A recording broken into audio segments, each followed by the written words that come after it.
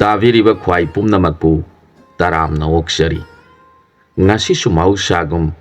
ꯃꯌꯥꯝꯒꯤ ꯑꯋꯥ ꯄꯣꯊꯥꯕꯗ ꯉꯥꯏꯍꯥꯛꯇ ꯑꯣꯏꯔꯕꯁꯨ ꯃꯇꯦꯡ ꯄꯥꯡꯖꯕ ꯑꯣꯏꯅ ꯑꯃꯝꯂꯣꯛꯇ ꯇꯣꯝꯊꯤꯟꯒꯤ ꯈꯣꯡꯆꯠ ꯍꯥꯏꯕ ꯋꯥꯔꯤ ꯑꯃꯈꯛ ꯄꯨꯗꯨꯅ ꯂꯥꯛꯆꯔꯤ꯫ ꯋꯥꯔꯤꯁꯤ ꯃꯌꯥꯝ ꯄꯨꯟꯅ ꯑꯃꯨꯛ ꯇꯥꯃꯤꯟꯅꯔꯁꯤ꯫ ꯊꯥꯏꯅ ꯈꯣꯔꯕꯨꯡ ꯀꯧꯕ ꯈꯨꯡꯒꯪ ꯑꯃꯗ ꯃꯃꯥ ꯃꯄꯥꯒꯤ ꯑꯃꯠꯇ ꯄꯣꯛꯆꯕ ꯇꯣꯝꯊꯤꯟ ꯀꯧꯕ ꯅꯤꯄꯥ ꯃꯆꯥ ꯑꯃꯈꯛ ꯂꯩꯔꯝꯃꯤ꯫ ꯃꯍꯥꯛ ꯃꯃꯥ ꯃꯄꯥꯅ ꯅꯥꯏꯇꯣꯝ ꯄꯣꯛꯆꯕꯅ ꯀꯦꯊꯣꯛꯅ ꯌꯣꯛꯆꯔꯛꯈꯤ꯫ ꯄꯤꯛꯂꯤꯉꯩꯗ ꯃꯅꯤꯡ ꯇꯧꯖꯅ ꯅꯨꯡꯉꯥꯏꯅ ꯍꯤꯡꯖꯔꯛꯈꯤ꯫ ꯇꯣꯝꯊꯤꯟꯒꯤ ꯃꯄꯥ ꯂꯧ ꯎꯕꯅ ꯃꯥꯒꯤ ꯁꯤꯟꯐꯝ ꯑꯣꯏꯔꯝꯃꯤ꯫ ꯃꯈꯣꯏꯒꯤ ꯁꯟ ꯃꯌꯥꯝ ꯑꯃꯁꯨ ꯂꯣꯏꯔꯝꯃꯤ꯫ ꯁꯟꯌꯥꯝꯁꯤꯡꯗꯨꯒꯤ ꯁꯪꯒꯣꯝꯁꯤꯡꯗꯨ ꯃꯃꯥꯅ ꯍꯦꯛ ꯍꯦꯛ ꯀꯩꯊꯦꯜꯗ ꯄꯨꯗꯨꯅ ꯌꯣꯜꯂꯒ ꯃꯈꯣꯏꯒꯤ ꯏꯃꯨꯡꯒꯤ ꯑꯋꯥꯠ ꯑꯄꯥ ꯃꯦꯟꯅꯖꯔꯝꯃꯤ꯫ ꯅꯣꯡꯃ ꯅꯣꯡꯃ ꯍꯧꯈꯤꯕꯅ ꯇꯣꯝꯊꯤꯟ ꯆꯥꯎꯕ ꯁꯥꯔꯦꯞ ꯐꯥꯖꯔꯛꯂꯦ꯫ ꯃꯈꯣꯏꯒꯤ ꯈꯨꯡꯒꯪ ꯈꯣꯔꯕꯨꯡ ꯍꯥꯏꯔꯤꯕꯁꯤꯒ ꯍꯦꯛ ꯊꯪꯅꯅ ꯄꯥꯛ ꯆꯥꯎꯈ꯭ꯔꯕ ꯑꯀꯤꯕ ꯐꯪꯂꯕ ꯎꯃꯪ ꯑꯃ ꯂꯩꯔꯝꯃꯤ꯫ ꯎꯃꯪꯁꯤ ꯑꯃꯝꯂꯣꯛ ꯍꯥꯏꯅ ꯈꯪꯅꯔꯝꯃꯤ꯫ ꯀꯅꯥꯒꯨꯝꯕ ꯃꯤꯑꯣꯏꯕ ꯑꯃꯠꯇꯅ ꯃꯐꯝꯗꯨꯗ ꯆꯪꯂꯨꯕꯗ ꯍꯤꯡꯅ ꯍꯜꯂꯛꯈꯤꯕ ꯌꯥꯎꯗ꯭ꯔꯤ꯫ ꯈꯨꯡꯒꯪꯗꯨꯒꯤ ꯃꯤꯑꯣꯏꯁꯤꯡꯅ ꯂꯣꯏꯖꯕ ꯁꯥ ꯁꯟꯁꯤꯡꯁꯨ ꯃꯐꯝꯗꯨꯗ ꯆꯪꯈ꯭ꯔꯕꯗꯤ ꯑꯃꯨꯛ ꯍꯟꯅ ꯃꯈꯣꯏꯒꯤ ꯈꯨꯡꯒꯪꯗ ꯍꯜꯂꯛꯇꯦ꯫ ꯃꯔꯝꯁꯤ ꯂꯩꯕꯅ ꯃꯐꯝꯗꯨꯗ ꯂꯩꯔꯤꯕ ꯃꯤꯌꯥꯝꯅ ꯑꯃꯝꯂꯣꯛ ꯍꯥꯏꯔꯤꯕ ꯎꯃꯪꯁꯤ ꯑꯁꯨꯛꯀꯤ ꯃꯇꯤꯛ ꯀꯤꯅꯔꯝꯃꯤ꯫ ꯃꯈꯣꯏꯅ ꯎꯃꯪꯗꯨꯕꯨ ꯀꯤꯖꯕꯅ ꯎꯃꯪꯗꯨꯒꯤ ꯃꯅꯨꯡꯗꯤ ꯂꯥꯏꯔꯗꯅ ꯃꯄꯥꯟ ꯐꯥꯎꯕ ꯀꯅꯥ ꯑꯃꯠꯇ ꯆꯪꯁꯤꯜꯂꯨꯗꯦ꯫ ꯇꯣꯝꯊꯤꯟ ꯆꯥꯎꯕ ꯁꯥꯔꯦꯞ ꯐꯥꯔꯛꯂꯕꯅ ꯃꯄꯥꯒꯤ ꯃꯇꯦꯡ ꯄꯥꯡꯖꯗꯨꯅ ꯂꯧ ꯎꯕꯒꯤ ꯃꯇꯝꯗꯅ ꯂꯧ ꯎꯕ ꯌꯥꯎꯖꯩ꯫ ꯑꯗꯨꯒ ꯁꯟ ꯁꯦꯟꯕꯁꯨ ꯃꯥꯒꯤ ꯃꯊꯧ ꯑꯣꯏꯖꯗꯨꯅ ꯃꯃꯥ ꯃꯄꯥꯒ ꯃꯈꯣꯏ ꯑꯍꯨꯝꯗꯨ ꯏꯪꯅ ꯆꯤꯛꯅ ꯍꯤꯡꯖꯔꯛꯈꯤ꯫ ꯈꯨꯡꯒꯪꯒꯤ ꯄꯨꯟꯁꯤ ꯑꯣꯏꯕꯅ ꯃꯐꯝꯗꯨꯗ ꯂꯩꯔꯤꯕ ꯃꯤꯄꯨꯝ ꯈꯨꯗꯤꯡꯃꯛ ꯏꯆꯝ ꯆꯝꯅ ꯑꯃꯅ ꯑꯃꯒꯤ ꯃꯇꯦꯡ ꯄꯥꯡꯅꯗꯨꯅ ꯍꯤꯡꯉꯤ꯫ ꯈꯨꯡꯒꯪꯗꯨ ꯂꯨꯆꯤꯡꯕ ꯑꯃꯒꯤ ꯃꯈꯥꯗ ꯂꯨꯆꯤꯡꯕꯗꯨꯅ ꯍꯥꯏꯈꯤꯕ ꯋꯥꯗ ꯃꯤꯄꯨꯝ ꯈꯨꯗꯤꯡꯅ ꯏꯟꯖꯗꯨꯅ ꯅꯨꯡꯉꯥꯏꯔꯕ ꯍꯨꯔꯥꯟ ꯆꯤꯟꯊꯤ ꯂꯩꯇ꯭ꯔꯕ ꯃꯐꯝ ꯑꯃ ꯑꯣꯏꯗꯨꯅ ꯍꯤꯡꯉꯤ꯫ ꯇꯥꯏꯕꯪ ꯁꯦꯝꯕꯤꯕ ꯃꯄꯨꯒꯤ ꯅꯣꯡꯗꯝ ꯈꯣꯟꯅ ꯇꯝꯈꯤꯕꯅ ꯇꯣꯝꯊꯤꯟꯒꯤ ꯃꯄꯥꯗꯨ ꯑꯅꯥꯕ ꯑꯣꯏꯔꯛꯇꯨꯅ ꯃꯇꯝ ꯈꯔꯒꯤ ꯃꯇꯨꯡꯗ ꯁꯪꯁꯥꯔ ꯊꯥꯗꯣꯛꯈ꯭ꯔꯦ꯫ ꯃꯄꯥ ꯂꯩꯈꯤꯗ꯭ꯔꯕ ꯃꯇꯨꯡꯗ ꯇꯣꯝꯊꯤꯟ ꯃꯄꯥꯅ ꯇꯧꯔꯝꯕ ꯂꯧ ꯎꯕꯒꯤ ꯁꯤꯟꯐꯝꯗꯨ ꯃꯄꯨꯡ ꯐꯥꯅ ꯁꯨꯖꯗꯨꯅ ꯃꯃꯥꯒ ꯂꯣꯏꯅꯅ ꯍꯤꯡꯖꯔꯛꯂꯦ꯫ ꯍꯥꯟꯅꯒꯨꯝ ꯁꯟꯌꯥꯝꯗꯨ ꯁꯦꯟꯕꯁꯨ ꯃꯥꯒꯤ ꯃꯊꯧꯅꯤ꯫ ꯊꯥ ꯈꯔꯒꯤ ꯃꯇꯨꯡꯗ ꯃꯃꯥꯗꯨꯁꯨ ꯑꯃꯨꯛ ꯅꯥꯁꯤꯜꯂꯛꯈꯤ꯫ ꯈꯨꯡꯒꯪꯗꯨꯗ ꯂꯩꯔꯤꯕ ꯃꯅꯥ ꯃꯁꯤꯡꯒꯤ ꯂꯥꯌꯦꯡ ꯄꯊꯥꯞ ꯍꯩꯔꯕ ꯑꯍꯟꯁꯤꯡ ꯀꯧꯖꯗꯨꯅ ꯃꯃꯥꯕꯨ ꯂꯥꯌꯦꯡꯍꯜꯂꯦ꯫ ꯑꯗꯨꯕꯨ ꯃꯃꯥꯗꯨ ꯐꯒꯠꯂꯛꯄꯗꯤ ꯃꯔꯩꯈꯤꯗ꯭ꯔꯦ꯫ ꯃꯇꯝ ꯈꯔ ꯅꯥꯔꯝꯂꯒ ꯃꯃꯥꯗꯨꯁꯨ ꯑꯃꯨꯛ ꯂꯩꯈꯤꯗ꯭ꯔꯦ꯫ ꯍꯧꯖꯤꯛꯇꯤ ꯇꯣꯝꯊꯤꯟ ꯃꯄꯨꯛꯅꯤꯡꯗ ꯂꯩꯇꯥꯐꯝ ꯈꯪꯗꯅ ꯃꯃꯥ ꯃꯄꯥꯕꯨ ꯅꯤꯡꯁꯤꯡ ꯀꯉꯥꯎꯅꯅ ꯍꯤꯡꯕ ꯍꯧꯔꯛꯂꯦ꯫ ꯈꯨꯡꯒꯪꯗꯨꯒꯤ ꯃꯅꯦꯝ ꯃꯟꯗꯣꯜꯁꯤꯡ ꯂꯥꯛꯇꯨꯅ ꯇꯣꯝꯊꯤꯟꯕꯨ ꯍꯦꯛ ꯍꯦꯛ ꯊꯦꯝꯖꯤꯟꯕꯤꯔꯝꯃꯤ꯫ "ꯏꯕꯨꯡꯉꯣ ꯇꯣꯝꯊꯤꯟ, ꯀꯔꯤꯒꯤꯅꯣ ꯏꯆꯥꯅ ꯑꯗꯨꯛ ꯅꯊ꯭ꯋꯥꯏ ꯅꯨꯡꯉꯥꯏꯇꯅ ꯂꯩꯔꯤꯕꯕꯨ? ꯏꯅꯦ ꯍꯣꯏ ꯏꯗꯣꯝꯆꯥ ꯍꯣꯏ ꯃꯌꯥꯝ ꯑꯃ ꯏꯆꯥꯒꯤꯗꯃꯛ ꯂꯩꯔꯤꯕꯁꯤꯗꯤ꯫ ꯅꯄꯨꯛꯅꯤꯡ ꯁꯣꯟꯊꯒꯅꯨ꯫ ꯏꯆꯥꯅ ꯀꯔꯤꯒꯤꯗꯃꯛ ꯅꯊꯟꯇ ꯉꯥꯏꯔꯦ ꯈꯟꯗꯨꯅ ꯑꯋꯥꯕꯒꯤ ꯃꯇꯧ ꯎꯠꯂꯤꯕꯅꯣ? ꯅꯍꯥꯛꯀꯤ ꯑꯄꯣꯛꯄꯤꯅ ꯃꯔꯥꯏꯕꯛꯇ ꯇꯝꯈꯤꯗꯨꯅ ꯃꯅꯨꯡ ꯃꯇꯝ ꯆꯥꯗꯅ ꯂꯩꯈꯤꯗ꯭ꯔꯕꯁꯨ ꯈꯨꯡꯒꯪꯁꯤꯗ ꯂꯩꯔꯤꯕ ꯑꯩꯈꯣꯏ ꯃꯌꯥꯝꯁꯦ ꯅꯪꯒꯤ ꯅꯃꯥꯁꯤꯡꯅꯤ ꯍꯥꯏꯅ ꯈꯜꯂꯨ꯫ ꯑꯩꯈꯣꯏ ꯃꯌꯥꯝ ꯂꯩꯔꯤꯉꯩꯗ ꯏꯆꯥꯒꯤ ꯀꯔꯤ ꯋꯥꯠꯀꯅꯤ? ꯏꯆꯥꯒꯤ ꯄꯟꯊꯧ ꯂꯩꯇ꯭ꯔꯕꯁꯨ ꯈꯨꯡꯒꯪꯁꯤꯗ ꯂꯩꯔꯤꯕ ꯅꯈꯨꯔꯥ ꯅꯇꯣꯟ ꯅꯥꯄꯟ ꯂꯩꯔꯤꯕ ꯃꯌꯥꯝꯁꯤ ꯏꯆꯥꯒꯤ ꯄꯟꯊꯧ ꯉꯥꯛꯇꯅꯤ ꯍꯥꯏꯅ ꯈꯜꯂꯨ." ꯑꯁꯨꯝꯅ ꯈꯨꯡꯒꯪꯗꯨꯒꯤ ꯑꯍꯟꯁꯤꯡꯅ ꯇꯠꯇꯅ ꯇꯣꯝꯊꯤꯟꯒꯤ ꯌꯨꯝꯗ ꯂꯥꯛꯇꯨꯅ ꯊꯦꯝꯖꯤꯟꯕꯤꯕ ꯑꯃꯗꯤ ꯃꯥꯒꯤ ꯑꯋꯥꯠ ꯑꯄꯥ ꯄꯨꯝꯅꯃꯛ ꯃꯇꯦꯡ ꯄꯥꯡꯕꯤꯔꯕꯗ ꯇꯣꯝꯊꯤꯟ ꯃꯃꯥ ꯃꯄꯥ ꯀꯥꯏꯅꯈꯤꯕꯒꯤ ꯑꯋꯥꯕ ꯄꯣꯠꯂꯨꯝꯗꯨ ꯈꯔꯗꯤ ꯁꯥꯐꯖꯔꯛꯈꯤ꯫ ꯑꯁꯨꯝꯅ ꯂꯩꯔꯛꯄꯅ ꯆꯍꯤ ꯑꯃ ꯐꯥꯖꯤꯟꯈ꯭ꯔꯦ꯫ ꯇꯣꯝꯊꯤꯟ ꯃꯥꯒꯤ ꯁꯟꯌꯥꯝꯗꯨꯒ ꯂꯣꯏꯅꯅ ꯃꯈꯣꯏꯕꯨ ꯃꯕꯨꯛ ꯊꯟꯅꯕ ꯂꯧꯕꯨꯛ ꯂꯝꯍꯥꯡꯁꯤꯡꯗ ꯀꯟꯅ ꯁꯦꯟꯅꯕꯗꯨꯅ ꯃꯃꯥ ꯃꯄꯥ ꯂꯩꯈꯤꯗꯕꯒꯤ ꯑꯋꯥꯕꯗꯨ ꯈꯔ ꯈꯖꯤꯛꯇꯤ ꯀꯥꯎꯊꯣꯛꯆꯕ ꯉꯝꯂꯛꯂꯦ꯫ ꯃꯥꯅ ꯑꯁꯨꯝꯅ ꯂꯩꯔꯛꯄꯁꯤꯗ ꯍꯥꯏꯔꯤꯕ ꯆꯍꯤꯗꯨ ꯅꯣꯡ ꯃꯔꯥꯡ ꯀꯥꯏꯅ ꯆꯨꯔꯛꯇꯕꯗꯒꯤ ꯃꯈꯣꯏꯒꯤ ꯈꯨꯡꯒꯪꯗꯨ ꯑꯋꯥꯕ ꯑꯣꯏꯔꯛꯂꯦ꯫ ꯃꯍꯩ ꯃꯔꯣꯡ ꯆꯨꯝꯈꯤꯗ꯭ꯔꯦ꯫ ꯏꯁꯤꯡ ꯐꯪꯗꯕꯅ ꯐꯧꯁꯨ ꯏꯔꯣꯛ ꯂꯣꯛꯈꯤꯗ꯭ꯔꯦ꯫ ꯊꯪꯅꯕ ꯆꯍꯤꯁꯨ ꯅꯣꯡ ꯇꯥꯔꯛꯇꯕꯗꯒꯤ ꯑꯋꯥꯕ ꯑꯣꯏꯅꯔꯦ꯫ ꯃꯅꯥ ꯃꯁꯤꯡ ꯄꯨꯝꯅꯃꯛ ꯏꯀꯪ ꯀꯪꯁꯤꯟꯈꯤꯕꯅ ꯁꯟꯁꯤꯡꯒꯤ ꯁꯖꯤꯛ ꯂꯩꯁꯤꯜꯂꯛꯇ꯭ꯔꯦ꯫ ꯇꯣꯝꯊꯤꯟ ꯃꯥꯒꯤ ꯆꯥꯅꯕ ꯐꯧꯗꯤ ꯂꯩꯔꯕꯁꯨ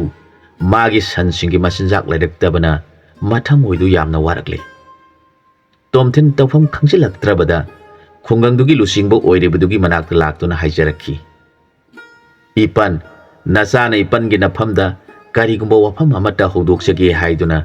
ꯏꯄꯟꯒꯤ ꯅꯅꯥꯛꯇ ꯂꯥꯛꯆꯔꯤꯕꯅꯤ꯫ ꯏꯕꯨꯡꯉꯣ ꯇꯣꯝꯊꯤꯟ, ꯏꯄꯟꯒꯤ ꯏꯐꯝꯗ ꯀꯔꯤꯕꯨ ꯍꯥꯏꯅꯤꯡꯕꯒꯦꯅꯦ? ꯏꯆꯥꯒꯤ ꯀꯔꯤ ꯑꯋꯥꯠꯄ ꯂꯩ? ꯏꯄꯟꯒꯤꯗ ꯂꯩꯕ ꯑꯣꯏꯔꯕꯗꯤ ꯍꯦꯛꯇ ꯄꯨꯈꯣ꯫ ꯏꯄꯟ, ꯅꯆꯥꯅ ꯍꯥꯏꯖꯒꯗꯧꯔꯤꯕꯁꯤ ꯑꯩꯒꯤ ꯆꯥꯕꯒꯤꯗꯤ ꯍꯧꯖꯤꯛꯃꯛꯀꯤꯗꯤ ꯊꯣꯏꯅ ꯑꯋꯥꯠꯄ ꯂꯩꯖꯗ꯭ꯔꯤ꯫ ꯑꯗꯨꯕꯨ ꯑꯩꯒꯤ ꯁꯟꯁꯤꯡꯁꯤꯒꯤ ꯆꯥꯅꯕ ꯁꯖꯤꯛ ꯑꯩꯈꯣꯏꯒꯤ ꯂꯧꯕꯨꯛ ꯂꯝꯍꯥꯡꯁꯤꯡꯗ ꯑꯃꯠꯇ ꯍꯧꯗ꯭ꯔꯦ꯫ ꯃꯈꯣꯏꯅ ꯃꯕꯨꯛ ꯂꯥꯝꯕꯁꯤ ꯎꯔꯒ ꯅꯆꯥꯒꯤ ꯋꯥꯈꯜꯁꯤ ꯂꯩꯇꯥꯐꯝ ꯈꯪꯗ꯭ꯔꯦ꯫ ꯆꯨꯝꯃꯤ, ꯏꯆꯥꯅ ꯍꯥꯏꯔꯤꯕꯗꯨ ꯃꯗꯨꯃꯗꯤ ꯏꯄꯟꯅ ꯏꯆꯥꯒꯤ ꯅꯐꯝꯗ ꯄꯤꯕ ꯉꯝꯂꯣꯏꯗꯧꯔꯤ꯫ ꯏꯄꯟꯒꯤ ꯁꯟ ꯈꯔ ꯂꯩꯔꯤꯕꯁꯤꯁꯨ ꯃꯄꯨꯛ ꯊꯟꯅ ꯄꯤꯖꯕ ꯉꯝꯗ꯭ꯔꯕꯅꯤ꯫ ꯑꯁꯨꯝꯅ ꯃꯇꯝ ꯁꯥꯡꯅ ꯅꯣꯡꯁꯤ ꯆꯨꯔꯛꯇ꯭ꯔꯕꯗꯤ ꯁꯥ ꯁꯟꯁꯤꯡꯁꯤ ꯁꯤꯖꯤꯜꯂꯛꯂꯒꯅꯤ꯫ ꯑꯩꯈꯣꯏꯒꯤ ꯈꯨꯡꯒꯪꯒꯤ ꯂꯩꯔꯤꯕ ꯄꯨꯈ꯭ꯔꯤꯁꯤꯡꯁꯤꯁꯨ ꯈꯔ ꯂꯩꯔꯕꯗꯤ ꯀꯪꯁꯤꯜꯂꯛꯂꯒꯅꯤ꯫ ꯃꯁꯤꯒꯤ ꯈꯜꯂꯨꯕꯗ ꯏꯄꯟꯁꯨ ꯊꯋꯥꯏ ꯋꯥꯔꯕꯅꯤ꯫ ꯏꯄꯟ, ꯅꯆꯥꯅ ꯍꯥꯏꯖꯅꯤꯡꯕꯗꯤ ꯑꯩꯈꯣꯏꯒꯤ ꯈꯨꯡꯒꯪꯁꯤꯒ ꯊꯪꯅꯅ ꯂꯩꯔꯤꯕ ꯑꯃꯝꯂꯣꯛ ꯍꯥꯏꯔꯤꯕ ꯎꯃꯪꯁꯤ ꯅꯆꯥꯅ ꯁꯟ ꯁꯦꯟꯕ ꯆꯠꯄꯗ ꯎꯃꯪꯗꯨꯗ ꯌꯦꯡꯁꯤꯟꯈꯤꯕꯗ ꯄꯨꯡꯁꯪ ꯁꯪꯅ ꯎꯏ꯫ ꯍꯧꯔꯤꯕ ꯎꯄꯥꯟ ꯋꯥꯄꯥꯟ ꯄꯨꯝꯅꯃꯛ ꯑꯀꯪꯕ ꯃꯅꯥ ꯑꯃꯠꯇ ꯎꯗꯦ꯫ ꯍꯧꯔꯤꯕ ꯄꯨꯝꯅꯃꯛ ꯇꯒꯠ ꯇꯒꯠ ꯇꯦꯛꯅ ꯂꯣꯏꯅ ꯍꯧꯕ ꯎꯖꯩ꯫ ꯃꯐꯝꯗꯨꯗ ꯅꯆꯥꯒꯤ ꯁꯟꯁꯤꯡꯁꯤ ꯄꯨꯖꯗꯨꯅ ꯃꯄꯨꯛ ꯊꯟꯅ ꯃꯆꯤꯟꯖꯥꯛ ꯄꯤꯖꯔꯨꯒꯦ ꯈꯟꯖꯕꯗꯒꯤ ꯏꯄꯟꯒꯤ ꯅꯐꯝꯗ ꯑꯌꯥꯕ ꯑꯃꯇꯪ ꯂꯧꯖꯔꯨꯒꯦ ꯈꯟꯗꯨꯅ ꯅꯆꯥꯅ ꯂꯥꯛꯆꯔꯤꯕꯅꯤ꯫ ꯑꯦ, ꯏꯕꯨꯡꯉꯣ ꯇꯣꯝꯊꯤꯟ, ꯍꯥꯏꯍꯩꯗꯦꯀꯣ꯫ ꯑꯗꯣꯝꯅ ꯈꯛ ꯇꯧꯔꯨꯕ ꯌꯥꯕ ꯅꯠꯇꯦ꯫ ꯍꯥꯏꯔꯤꯕ ꯃꯐꯝꯗꯨ ꯏꯄꯥ ꯏꯄꯨ ꯍꯥꯛꯇꯛꯇꯒꯤ ꯆꯪꯕ ꯀꯤꯅꯗꯨꯅ ꯀꯅꯥ ꯑꯃꯠꯇ ꯆꯪꯅꯔꯛꯇ꯭ꯔꯕꯅꯤ꯫ ꯃꯐꯝꯗꯨꯗꯕꯨ ꯆꯪꯂꯨꯔꯕ ꯁꯥ ꯁꯟ ꯇꯥꯏꯕꯪ ꯃꯤꯑꯣꯏꯕ ꯄꯨꯝꯅꯃꯛ ꯍꯤꯡꯅ ꯍꯜꯂꯛꯈꯤ ꯍꯥꯏꯕꯁꯤ ꯏꯄꯟꯅ ꯇꯥꯈꯤꯗ꯭ꯔꯤ꯫ ꯑꯗꯣꯝꯅ ꯈꯟꯒꯅꯨ, ꯃꯇꯝ ꯈꯔꯗꯤ ꯏꯁꯣꯔꯒꯤ ꯅꯨꯡꯗꯝ ꯌꯦꯡꯗꯨꯅ ꯂꯦꯟꯈꯤꯁꯤ꯫ ꯈꯨꯡꯒꯪꯒꯤ ꯂꯨꯆꯤꯡꯕꯗꯨꯅ ꯌꯥꯗ꯭ꯔꯕꯗ ꯇꯣꯝꯊꯤꯟ ꯇꯧꯐꯝ ꯈꯪꯗꯅ ꯏꯄꯟ ꯑꯗꯨꯗꯤ ꯑꯩ ꯌꯨꯝꯗ ꯑꯃꯨꯛ ꯍꯟꯖꯈ꯭ꯔꯒꯦ ꯍꯥꯏꯔꯝꯂꯒ ꯃꯥꯒꯤ ꯋꯥꯈꯜꯗ ꯃꯑꯣꯟ ꯈꯜꯂꯗꯨꯅ ꯃꯌꯨꯝꯗ ꯍꯜꯂꯛꯂꯦ꯫ ꯅꯣꯡꯃ ꯅꯤꯅꯤꯗꯨ ꯂꯧꯕꯨꯛ ꯂꯝꯍꯥꯡꯁꯤꯡꯗ ꯃꯥꯒꯤ ꯁꯟꯁꯤꯡꯗꯨ ꯀꯣꯏꯄꯨ ꯄꯨꯔꯗꯨꯅ ꯀꯪꯂꯤ ꯇꯧꯔꯕ ꯅꯥꯄꯤꯁꯤꯡꯗꯨ ꯄꯤꯖꯔꯦ꯫ ꯑꯗꯨꯕꯨ ꯁꯟꯁꯤꯡꯗꯨ ꯃꯕꯨꯛ ꯊꯟꯗꯕꯗꯒꯤ ꯏꯁꯣꯟ ꯁꯣꯟꯖꯜꯂꯛꯂꯤꯕꯗꯨ ꯃꯍꯥꯛ ꯌꯦꯡꯕ ꯉꯝꯁꯤꯜꯂꯛꯇ꯭ꯔꯦ꯫ ꯅꯣꯡꯃꯗꯤ ꯇꯣꯝꯊꯤꯟ ꯃꯥꯒꯤ ꯁꯟꯁꯤꯡꯗꯨ ꯑꯃꯝꯂꯣꯛꯇ ꯍꯦꯛꯇ ꯄꯨꯗꯨꯅ ꯆꯠꯂꯒꯦ ꯈꯟꯈ꯭ꯔꯦ꯫ ꯃꯥꯅ ꯈꯨꯡꯒꯪꯗꯨꯒꯤ ꯃꯤꯑꯣꯏ ꯑꯃꯠꯇ ꯇꯥꯛꯂꯝꯗꯅ ꯁꯟꯌꯥꯝꯗꯨ ꯄꯨꯔꯗꯨꯅ ꯑꯃꯝꯂꯣꯛ ꯍꯥꯏꯔꯤꯕ ꯎꯃꯪꯗꯨꯒꯤ ꯃꯥꯏꯀꯩ ꯇꯝꯅ ꯂꯥꯛꯂꯦ꯫ ꯎꯃꯪꯗꯨꯒꯤ ꯃꯅꯥꯛ ꯌꯧꯁꯤꯜꯂꯛꯂꯕꯗ ꯆꯥꯎꯔꯕ ꯎꯖꯥꯎ ꯀꯌꯥ ꯃꯅꯥꯏ ꯁꯪꯅ ꯍꯧꯔꯤꯕꯗꯨ ꯃꯌꯦꯛ ꯁꯦꯡꯅ ꯎꯔꯦ꯫ ꯃꯕꯨꯛ ꯂꯥꯝꯂꯕ ꯃꯥꯒꯤ ꯁꯟꯁꯤꯡꯗꯨ ꯎꯔꯒ ꯇꯣꯝꯊꯤꯟꯒꯤ ꯊꯃꯣꯏꯗ ꯍꯦꯟꯅ ꯊꯧꯅꯥ ꯂꯥꯛꯂꯗꯨꯅ ꯃꯄꯨꯛꯅꯤꯡꯗ ꯈꯜꯂꯛꯈꯤ, ꯍꯦꯔꯥ, ꯅꯤꯄꯥ ꯃꯆꯥ ꯑꯣꯏꯅ ꯄꯣꯛꯂꯒ ꯍꯦꯛꯇ ꯄꯪꯁꯤ ꯁꯤꯕ ꯌꯥꯕ ꯅꯠꯇꯦ꯫ ꯑꯩꯒꯤ ꯁꯟꯁꯤꯡꯁꯤ ꯃꯕꯨꯛ ꯍꯦꯛ ꯊꯟꯕꯒ ꯊꯨꯅ ꯌꯨꯝꯗ ꯍꯟꯈ꯭ꯔꯒ ꯂꯣꯏꯔꯦ ꯈꯟꯗꯨꯅ ꯁꯟꯌꯥꯝꯗꯨ ꯎꯃꯪꯗꯨꯗ ꯍꯣꯏꯖꯤꯜꯂꯛꯂꯦ꯫ ꯃꯥꯅ ꯁꯟꯌꯥꯝꯗꯨ ꯄꯨꯗꯨꯅ ꯑꯁꯨꯝ ꯆꯪꯁꯤꯜꯂꯛꯄꯗ ꯁꯟꯁꯤꯡꯗꯨ ꯃꯕꯨꯛ ꯊꯨꯅ ꯊꯟꯕ ꯌꯥꯕ ꯁꯖꯤꯛꯁꯤꯡ ꯏꯊꯦꯡ ꯊꯦꯡꯅꯗꯕꯗꯨꯗ ꯎꯃꯪꯗꯨꯒꯤ ꯃꯅꯨꯡ ꯇꯝꯅ ꯑꯁꯨꯝ ꯆꯪꯁꯤꯜꯂꯛꯂꯦ꯫ ꯆꯥꯎꯔꯕ ꯎ ꯉꯥꯛꯇꯅꯤ ꯍꯧꯔꯤꯕꯗꯨ꯫ ꯄꯥꯛꯂꯕ ꯎꯖꯥꯎꯁꯤꯡꯗꯨꯒꯤ ꯃꯅꯥꯁꯤꯡꯅ ꯈꯟꯈꯤꯕꯗ ꯂꯩꯃꯥꯏꯗꯨ ꯅꯨꯡꯁꯥ ꯃꯉꯥꯜ ꯐꯪꯕ ꯋꯥꯔꯕ ꯃꯐꯝꯅꯤ꯫ ꯃꯥꯅ ꯁꯨꯝ ꯆꯪꯂꯛꯄꯗꯨꯗ ꯇꯝꯊꯤꯔꯕ ꯁꯥ ꯀꯩ ꯑꯃꯠꯇꯁꯨ ꯊꯦꯡꯅꯗꯕꯗꯨꯗ ꯃꯊꯃꯣꯏꯗꯨ ꯈꯔ ꯅꯨꯡꯉꯥꯏꯖꯈꯤ꯫ ꯐꯅ ꯁꯥꯡꯅ ꯆꯪꯁꯤꯜꯂꯛꯂꯕꯒꯤ ꯇꯨꯡꯗ ꯐꯖꯈ꯭ꯔꯕ ꯄꯨꯈ꯭ꯔꯤ ꯑꯃ ꯊꯦꯡꯅꯔꯦ꯫ ꯃꯅꯥꯛꯇꯨꯗ ꯍꯨꯞ ꯍꯅꯧꯅ ꯅꯤꯡꯊꯤꯅ ꯍꯧꯔꯤꯕꯗꯨ ꯊꯦꯡꯅꯔꯦ꯫ ꯇꯣꯝꯊꯤꯟꯅ ꯈꯜꯂꯤ, ꯐꯖꯈ꯭ꯔꯦꯗ ꯃꯐꯝꯁꯤꯗꯤ꯫ ꯐꯅꯗꯨꯝ ꯐꯔꯦ, ꯄꯨꯈ꯭ꯔꯤ ꯃꯄꯥꯟꯁꯤꯗ ꯍꯧꯔꯤꯕ ꯎꯁꯤꯡꯒꯤ ꯃꯅꯥꯛꯇ ꯐꯝꯗꯨꯅ ꯁꯟꯁꯤꯡꯁꯤ ꯃꯆꯤꯟꯖꯥꯛ ꯄꯤꯖꯔꯒꯦ ꯈꯟꯗꯨꯅ ꯃꯐꯝꯗꯨꯗ ꯍꯣꯏꯖꯤꯜꯂꯛꯂꯦ꯫ ꯃꯍꯥꯛ ꯎꯈꯣꯡꯗꯨꯗ ꯐꯝꯊꯖꯔꯦ꯫ ꯁꯟꯌꯥꯝꯗꯨꯁꯨ ꯍꯔꯥꯎꯖꯅ ꯁꯖꯤꯛꯁꯤꯡꯗꯨ ꯆꯥꯕ ꯍꯧꯔꯛꯂꯦ꯫ ꯇꯣꯝꯊꯤꯟ ꯎꯈꯣꯡꯗꯨꯗ ꯉꯥꯗꯨꯅ ꯂꯩꯔꯝꯕꯗꯒꯤ ꯇꯨꯝꯅꯤꯡꯕ ꯐꯥꯎꯔꯛꯂꯗꯨꯅ ꯎꯏꯊꯔꯛꯈꯤ꯫ ꯃꯥꯅ ꯉꯥꯏꯍꯥꯛꯇꯪ ꯎꯏꯊꯕ ꯍꯧꯔꯛꯄꯒ ꯑꯀꯤꯕꯒꯤ ꯃꯁꯛ ꯐꯪꯂꯕ ꯈꯣꯟꯖꯦꯜ ꯑꯃꯈꯛ ꯈꯪꯇꯥ ꯇꯥꯔꯛꯈꯤ꯫ ꯀꯅꯥꯅꯣ ꯅꯍꯥꯛ? ꯑꯁꯨꯛ ꯀꯨꯏꯕ ꯃꯇꯝꯁꯤ ꯑꯩꯒꯤ ꯎꯃꯪꯁꯤꯗ ꯑꯩꯕꯨ ꯀꯤꯕꯗꯒꯤ ꯀꯅꯥꯒꯨꯝꯕ ꯃꯤꯑꯣꯏꯕ ꯑꯃꯠꯇ ꯆꯪꯂꯛꯇ꯭ꯔꯕꯅꯤ꯫ ꯑꯗꯨꯒ ꯅꯍꯥꯛꯅ ꯀꯔꯤꯒꯨꯝꯕ ꯑꯀꯤꯕ ꯑꯃꯠꯇ ꯌꯥꯎꯗꯅ ꯎꯁꯤꯠ ꯊꯑꯣꯏꯗꯕꯒꯤ ꯃꯑꯣꯡꯗ ꯅꯪꯒꯤ ꯁꯟꯁꯤꯡꯅ ꯑꯩꯒꯤ ꯁꯖꯤꯛꯁꯤꯡꯕꯨ ꯀꯔꯤꯁꯨ ꯈꯟꯗꯕꯒꯨꯝ ꯄꯤꯖꯔꯤ꯫ ꯂꯩꯔꯝꯃꯨ ꯅꯍꯥꯛ, ꯅꯊ꯭ꯋꯥꯏꯗꯨ ꯂꯧꯔꯒꯦ꯫ ꯑꯁꯨꯝ ꯍꯥꯏꯗꯨꯅ ꯃꯨꯁꯨꯛ ꯃꯨꯈ꯭ꯔꯕ ꯍꯤꯡꯆꯥꯕ ꯑꯃ ꯃꯅꯥꯛꯇꯨꯗ ꯂꯩꯔꯤꯕ ꯆꯤꯡꯗꯨꯝꯗꯨꯗꯒꯤ ꯆꯣꯡꯊꯣꯔꯛꯂꯤ꯫ ꯍꯤꯡꯆꯥꯕꯗꯨ ꯃꯃꯤꯠ ꯉꯥꯡꯁꯪ ꯉꯥꯡꯅ ꯇꯣꯝꯊꯤꯟꯅ ꯂꯩꯔꯤꯕ ꯃꯐꯝꯗꯨ ꯇꯝꯅ ꯆꯪꯁꯤꯜꯂꯛꯂꯤ꯫ ꯇꯣꯝꯊꯤꯟ ꯁ꯭ꯋꯥꯏ ꯂꯥꯎꯈꯤꯗꯨꯅ ꯐꯝꯂꯝꯕꯗꯒꯤ ꯐꯨꯛ ꯍꯧꯒꯠꯂꯤ꯫ ꯍꯤꯡꯆꯥꯕꯗꯨ ꯌꯦꯡꯈꯤꯕꯗ ꯑꯀꯤꯕꯒꯤ ꯃꯁꯛꯅꯤ꯫ ꯃꯨꯁꯨꯛ ꯃꯨꯔꯒ ꯆꯤꯔꯥꯏ ꯑꯅꯤꯗꯨꯗ ꯃꯆꯤ ꯑꯅꯤꯁꯨ ꯍꯧꯔꯤ꯫ ꯃꯁꯥꯗꯨ ꯃꯔꯩ ꯃꯔꯩ ꯇꯥꯔꯗꯨꯅ ꯅꯨꯡꯒꯨꯝꯅ ꯀꯟꯕꯒꯤ ꯃꯑꯣꯡꯅꯤ꯫ ꯃꯥꯅ ꯌꯥꯡꯅ ꯆꯪꯁꯤꯜꯂꯛꯄꯗꯨꯗ ꯇꯣꯝꯊꯤꯟꯒꯤ ꯃꯥꯏꯀꯩꯗ ꯑꯀꯟꯕ ꯅꯣꯡꯂꯩ ꯅꯨꯡꯁꯤꯠ ꯑꯃ ꯍꯨꯝꯖꯤꯜꯂꯛꯂꯤ꯫ ꯍꯤꯡꯆꯥꯕꯗꯨꯅ ꯃꯃꯥꯡꯗ ꯂꯩꯔꯝꯕ ꯁꯟꯁꯤꯡꯗꯨ ꯇꯝꯊꯤꯅ ꯍꯥꯠꯄ ꯍꯧꯔꯛꯂꯤ꯫ ꯃꯥꯒꯤ ꯅꯨꯡꯁꯤꯖꯈ꯭ꯔꯕ ꯁꯟꯁꯤꯡꯗꯨ ꯍꯥꯠꯄ ꯍꯧꯔꯛꯂꯕꯗ ꯇꯣꯝꯊꯤꯟ ꯇꯧꯐꯝ ꯈꯪꯈꯤꯗ꯭ꯔꯦ꯫ ꯃꯊ꯭ꯋꯥꯏꯗꯨ ꯌꯥꯝꯅ ꯅꯨꯡꯉꯥꯏꯈꯤꯗ꯭ꯔꯦ꯫ ꯇꯧꯐꯝ ꯈꯪꯗꯕꯗꯒꯤ ꯃꯅꯥꯛꯇ ꯍꯧꯔꯤꯕ ꯎ ꯄꯥꯝꯕꯤ ꯃꯆꯥ ꯑꯃ ꯐꯨꯛꯂꯒ ꯁꯤꯔꯕꯁꯨ ꯍꯤꯡꯆꯥꯕ ꯃꯥꯟꯕꯁꯤꯗꯗꯤ ꯎꯗꯨꯅ ꯊꯣꯝꯂꯝꯂꯒꯦ ꯈꯟꯗꯨꯅ ꯂꯦꯞꯇꯨꯅ ꯂꯩꯈ꯭ꯔꯦ꯫ ꯍꯤꯡꯆꯥꯕꯗꯨ ꯉꯪꯂꯗꯨꯅ ꯇꯣꯝꯊꯤꯟ ꯇꯝꯅ ꯆꯪꯁꯤꯜꯂꯛꯄꯗꯨꯗ ꯃꯈꯨꯠꯇ ꯄꯥꯏꯔꯤꯕ ꯎꯗꯨꯅ ꯍꯤꯡꯆꯥꯕꯗꯨ ꯇꯝꯅ ꯀꯟꯅ ꯀꯟꯊꯔꯛꯂꯤ꯫ ꯍꯤꯡꯆꯥꯕꯗꯨꯒꯤ ꯃꯁꯥꯗ ꯎꯗꯨꯅ ꯊꯣꯝꯕꯗꯨꯗ ꯎꯗꯨ ꯇꯦꯛꯂꯤ꯫ ꯃꯗꯨꯗ ꯀꯜꯂꯕ ꯍꯤꯡꯆꯥꯕꯗꯨꯅ ꯃꯥꯒꯤ ꯆꯥꯎꯔꯕ ꯈꯣꯡꯄꯥꯛꯇꯨꯅ ꯇꯣꯝꯊꯤꯟꯒꯤ ꯃꯊꯕꯥꯛꯇ ꯀꯟꯅ ꯀꯥꯎꯔꯛꯄꯗ ꯐꯅ ꯁꯥꯡꯅ ꯄꯥꯏꯊꯣꯛꯂꯒ ꯃꯅꯥꯛꯇꯨꯗ ꯂꯩꯔꯤꯕ ꯄꯨꯈ꯭ꯔꯤꯗꯨꯗ ꯇꯥꯁꯤꯟꯈ꯭ꯔꯦ꯫ ꯇꯣꯝꯊꯤꯟ ꯒ꯭ꯌꯥꯟ ꯃꯥꯡꯈꯤꯕꯗꯒꯤ ꯄꯨꯈ꯭ꯔꯤ ꯃꯅꯨꯡꯗꯨꯗ ꯑꯁꯨꯝ ꯑꯁꯨꯝ ꯂꯨꯞꯊꯈ꯭ꯔꯦ꯫ ꯑꯉꯛꯄ ꯐꯪꯂꯕ ꯄꯨꯈ꯭ꯔꯤꯅꯤ꯫ ꯒ꯭ꯌꯥꯟ ꯃꯥꯡꯗꯨꯅ ꯂꯨꯞꯊꯔꯛꯂꯤꯕ ꯇꯣꯝꯊꯤꯟꯒꯤ ꯃꯁꯥꯗꯨ ꯂꯩꯕꯥꯛ ꯂꯩꯈꯥ ꯁꯨꯡꯊꯦꯡ ꯊꯦꯡꯅꯗꯅ ꯑꯁꯨꯝ ꯂꯨꯞꯊꯔꯛꯂꯕꯒꯤ ꯇꯨꯡꯗ ꯑꯀꯟꯕ ꯏꯔꯩ ꯑꯃꯒꯤ ꯃꯑꯣꯡꯗ ꯏꯁꯤꯡꯗꯨ ꯎꯔꯨ ꯎꯔꯨ ꯀꯟꯅ ꯂꯩꯁꯤꯜꯂꯛꯇꯨꯅ ꯃꯍꯥꯛꯄꯨ ꯆꯤꯡꯁꯤꯟꯈ꯭ꯔꯦ꯫ ꯏꯔꯩꯗꯨꯅ ꯀꯟꯅ ꯆꯤꯡꯁꯤꯟꯈ꯭ꯔꯒ ꯆꯥꯎꯔꯕ ꯎꯃꯪꯗꯨꯒꯤ ꯑꯇꯣꯞꯄ ꯃꯐꯝ ꯑꯃꯗ ꯂꯩꯕ ꯄꯨꯈ꯭ꯔꯤ ꯑꯃꯗ ꯇꯣꯝꯊꯤꯟ ꯐꯥꯎꯒꯠꯂꯛꯂꯤ꯫ ꯏꯔꯩꯗꯨꯅ ꯀꯟꯅ ꯏꯟꯈꯠꯂꯛꯄꯗꯨꯗ ꯃꯥꯒꯤ ꯃꯁꯥꯗꯨ ꯄꯨꯈ꯭ꯔꯤꯗꯨꯒꯤ ꯂꯩꯔꯥꯏ ꯃꯄꯥꯟꯗ ꯏꯁꯤꯡꯅ ꯃꯔꯦꯞ ꯊꯨꯝꯖꯤꯟꯗꯨꯅ ꯂꯩꯔꯤꯕ ꯅꯨꯡꯄꯥꯛ ꯑꯃꯒꯤ ꯃꯊꯛꯇ ꯃꯁꯥꯗꯨ ꯏꯟꯈꯠꯂꯛꯂꯤ꯫ ꯏꯁꯤꯡꯅ ꯊꯨꯝꯂꯤ ꯊꯨꯝꯂꯤ ꯇꯧꯗꯨꯅ ꯂꯩꯔꯤꯕ ꯅꯨꯡꯄꯥꯛꯇꯨꯒꯤ ꯃꯊꯛꯇ ꯂꯩꯔꯕꯅ ꯇꯣꯝꯊꯤꯟꯒꯤ ꯃꯃꯥꯏꯗꯨ ꯏꯁꯤꯡꯅꯗꯤ ꯊꯨꯝꯈꯤꯗ꯭ꯔꯦ꯫ ꯃꯍꯥꯛꯇꯤ ꯒ꯭ꯌꯥꯟ ꯃꯥꯡꯗꯨꯅ ꯇꯥꯗꯨꯅ ꯑꯗꯨꯝ ꯂꯩꯔꯤ꯫ ꯃꯇꯝꯗꯨꯗ ꯈꯪꯍꯧꯗꯅ ꯍꯧꯔꯤꯕ ꯑꯁꯣꯡꯕ ꯎꯔꯛꯇꯨꯗꯒꯤ ꯅꯤꯡꯊꯤꯖꯈ꯭ꯔꯕꯤ ꯅꯨꯄꯤ ꯑꯃꯈꯛ ꯊꯣꯔꯛꯈꯤ꯫ ꯒ꯭ꯌꯥꯟ ꯃꯥꯡꯗꯨꯅ ꯇꯥꯗꯨꯅ ꯂꯩꯔꯤꯕ ꯇꯣꯝꯊꯤꯟꯕꯨ ꯅꯨꯄꯤꯗꯨꯅ ꯇꯨꯃꯤꯟꯅ ꯉꯥꯏꯍꯥꯛꯇꯪ ꯌꯦꯡꯗꯨꯅ ꯂꯩꯔꯝꯃꯤ꯫ ꯃꯗꯨꯒꯤ ꯇꯨꯡꯗ ꯅꯨꯄꯤꯗꯨꯅ ꯄꯨꯈ꯭ꯔꯤꯗ ꯀꯨꯝꯂꯛꯇꯨꯅ ꯃꯍꯥꯛꯄꯨ ꯄꯨꯈ꯭ꯔꯤꯒꯤ ꯃꯊꯛꯇ ꯆꯤꯡꯈꯠꯄꯤꯔꯦ꯫ ꯒ꯭ꯌꯥꯟ ꯃꯥꯡꯗꯨꯅ ꯂꯩꯔꯤꯕ ꯇꯣꯝꯊꯤꯟꯒꯤ ꯃꯊꯕꯥꯛꯇ ꯅꯨꯄꯤꯗꯨꯒꯤ ꯃꯈꯨꯠꯇꯨꯅ ꯍꯦꯛ ꯁꯣꯛꯄꯒ ꯃꯥꯅ ꯊꯛꯆꯤꯟꯈꯤꯕ ꯏꯁꯤꯡꯁꯤꯡꯗꯨ ꯑꯣꯠꯊꯣꯔꯛꯈꯤ꯫ ꯇꯣꯝꯊꯤꯟ ꯒ꯭ꯌꯥꯟ ꯂꯥꯛꯂꯦ꯫ ꯃꯍꯥꯛ ꯌꯥꯝꯅ ꯋꯥꯅ ꯃꯃꯤꯠꯇꯨ ꯇꯞꯅ ꯄꯥꯡꯊꯣꯔꯛꯈꯤ꯫ ꯃꯥꯅ ꯃꯃꯤꯠꯇꯨ ꯇꯞꯅ ꯄꯥꯡꯊꯣꯔꯛꯄꯗ ꯐꯖꯈ꯭ꯔꯕꯤ ꯅꯨꯄꯤ ꯑꯃꯅ ꯃꯅꯥꯛꯇ ꯂꯩꯔꯝꯕꯗꯨ ꯎꯕꯗ ꯄꯨꯡꯉꯛ ꯉꯛꯈꯤ꯫ ꯃꯍꯥꯛ ꯌꯥꯝꯅ ꯋꯥꯅ ꯍꯧꯒꯠꯂꯛꯇꯨꯅ ꯍꯤꯡꯆꯥꯕꯗꯨ ꯀꯣꯏꯌꯦꯡ ꯌꯦꯡꯂꯛꯈꯤ꯫ ꯑꯗꯨꯕꯨ ꯃꯥꯒꯤ ꯁꯟꯌꯥꯝ ꯑꯃꯗꯤ ꯍꯤꯡꯆꯥꯕꯗꯨꯗꯤ ꯎꯗ꯭ꯔꯦ꯫ ꯑꯗꯨꯒ ꯃꯥꯅ ꯂꯩꯔꯝꯂꯤꯕ ꯃꯐꯝꯁꯤꯁꯨ ꯍꯥꯟꯅ ꯍꯤꯡꯆꯥꯕ ꯊꯦꯡꯅꯈꯤꯕ ꯃꯐꯝꯗꯨ ꯅꯠꯇ꯭ꯔꯦ ꯍꯥꯏꯕ ꯈꯪꯂꯛꯈꯤ꯫ ꯃꯥꯒꯤ ꯃꯃꯥꯡꯃꯛꯇꯗ ꯃꯥꯅ ꯂꯨꯅ ꯆꯥꯅ ꯊꯝꯖꯈ꯭ꯔꯕ ꯃꯥꯒꯤ ꯁꯟꯁꯤꯡꯗꯨ ꯍꯤꯡꯆꯥꯕꯗꯨꯅ ꯅꯨꯡꯁꯤ ꯍꯩꯇꯅ ꯍꯥꯠꯈꯤꯕꯗꯨ ꯅꯤꯡꯁꯤꯡꯂꯨꯔꯒ ꯃꯃꯤꯠꯇꯒꯤ ꯃꯄꯤ ꯇꯥꯔꯛꯈꯤ꯫ ꯍꯤꯡꯆꯥꯕꯅ ꯃꯊꯕꯥꯛꯇ ꯀꯥꯎꯈꯤꯕꯗꯨꯅ ꯃꯥꯒꯤ ꯃꯁꯥꯗꯨ ꯂꯦꯡꯕ ꯑꯣꯠꯄꯁꯨ ꯌꯥꯝꯅ ꯋꯥꯔꯝꯃꯤ꯫ ꯃꯗꯨ ꯎꯔꯒ ꯅꯨꯄꯤꯗꯨꯅ ꯃꯅꯥꯛꯇ ꯍꯧꯔꯤꯕ ꯄꯥꯝꯕꯤ ꯑꯃꯒꯤ ꯃꯅꯥ ꯑꯃ ꯍꯦꯛꯂꯨꯗꯨꯅ ꯇꯣꯝꯊꯤꯟꯗ ꯄꯤꯔꯒ ꯍꯥꯏꯔꯛꯈꯤ, "ꯍꯦ ꯅꯤꯄꯥ, ꯅꯍꯥꯛꯀꯤ ꯅꯁꯥꯗꯨ ꯆꯩꯅꯥ ꯐꯥꯎꯗꯨꯅ ꯂꯦꯡ ꯑꯣꯠꯄꯗ ꯌꯥꯝꯅ ꯋꯥꯔꯤꯕꯗꯨ ꯑꯩꯅ ꯄꯤꯔꯤꯕ ꯃꯅꯥꯁꯤ ꯆꯥꯁꯤꯜꯂꯨ꯫ ꯑꯩꯕꯨ ꯆꯤꯡꯅꯕ ꯇꯧꯒꯅꯨ꯫ ꯑꯩꯅ ꯍꯥꯏꯔꯤꯕꯁꯤ ꯅꯪꯒꯤ ꯐꯅꯕꯅꯤ." ꯇꯣꯝꯊꯤꯟ ꯍꯣꯏ ꯃꯥꯏ ꯀꯔꯤꯁꯨ ꯍꯥꯏꯗꯅ ꯃꯥꯒꯤ ꯁꯟꯁꯤꯡꯕꯨ ꯅꯤꯡꯁꯤꯡꯂꯨꯔꯒ ꯇꯥꯔꯛꯂꯤꯕ ꯄꯤꯔꯥꯡꯁꯤꯡꯗꯨ ꯇꯩꯊꯣꯛꯂꯒ ꯅꯨꯄꯤꯗꯨꯅ ꯄꯤꯔꯤꯕ ꯎꯅꯥꯗꯨ ꯂꯧꯗꯨꯅ ꯆꯥꯁꯤꯟꯈ꯭ꯔꯦ꯫ ꯎꯅꯥꯗꯨ ꯍꯦꯛ ꯆꯥꯁꯤꯟꯈꯤꯕꯒ ꯃꯥꯒꯤ ꯃꯁꯥꯗ ꯂꯩꯔꯝꯕ ꯂꯦꯡ ꯑꯣꯠꯄꯗ ꯅꯥꯕ ꯐꯥꯎꯔꯤꯕ ꯄꯨꯝꯅꯃꯛ ꯐꯈ꯭ꯔꯦ꯫ ꯃꯍꯥꯛꯀꯤ ꯃꯁꯥꯗꯨ ꯍꯥꯟꯅꯒꯨꯝ ꯏꯀꯟ ꯀꯟꯈ꯭ꯔꯦ꯫ ꯇꯣꯝꯊꯤꯟꯅ ꯉꯛꯄꯒ ꯂꯣꯏꯅꯅ ꯅꯨꯄꯤꯗꯨꯗ ꯍꯪꯂꯛꯈꯤ, "ꯑꯩꯒꯤ ꯑꯋꯥꯕ ꯇꯥꯔꯕ ꯃꯇꯝꯁꯤꯗ ꯃꯤꯅꯨꯡꯁꯤ ꯎꯠꯄꯤꯗꯨꯅ ꯑꯩꯍꯥꯛꯄꯨ ꯀꯟꯕꯤꯔꯤꯕ ꯅꯍꯥꯛꯄꯨ ꯀꯅꯥꯅꯣ? ꯃꯐꯝꯁꯤꯗꯤ ꯀꯅꯥꯒꯨꯝꯕ ꯃꯤꯑꯣꯏꯕ ꯑꯃꯠꯇ ꯆꯪꯕ ꯉꯝꯗ꯭ꯔꯕ ꯃꯐꯝꯅꯤ꯫ ꯑꯗꯨꯒ ꯅꯁꯛ ꯅꯇꯧ ꯑꯗꯨꯛ ꯐꯖꯈ꯭ꯔꯕ ꯅꯍꯥꯛꯅ ꯃꯐꯝꯁꯤꯗ ꯂꯩꯔꯝꯗꯨꯅ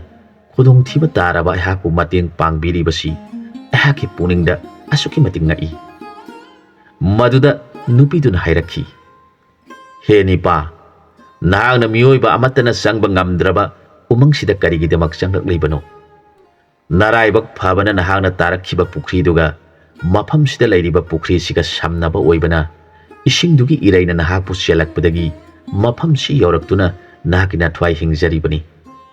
Nahangna aibu kanano haina hanglibadu aihak Soraren gi machanupi atombini. Ipa Soraren gi yathangdagi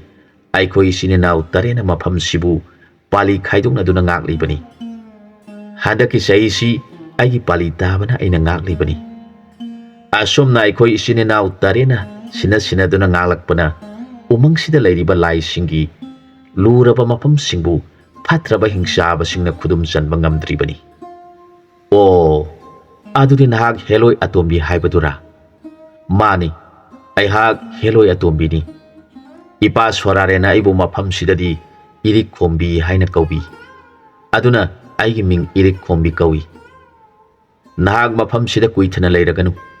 Taibang mioi basing mafam sida changhalli haiduna Ipa Soraren saugani. Nahak bo hana bo honarakiba hingsabadudi aihangna mafam sibu ngaklibana mahak mafam sida lakpadi ngamlaroi. Tomthin mafam dubu thadokduna chatkhinaba irik khombina hairakpa wafamdu taraga magi sansingdu ningsinglaklaga mamitta mapi irasyaladuna hairakhi. He heloi atombi irik khombi.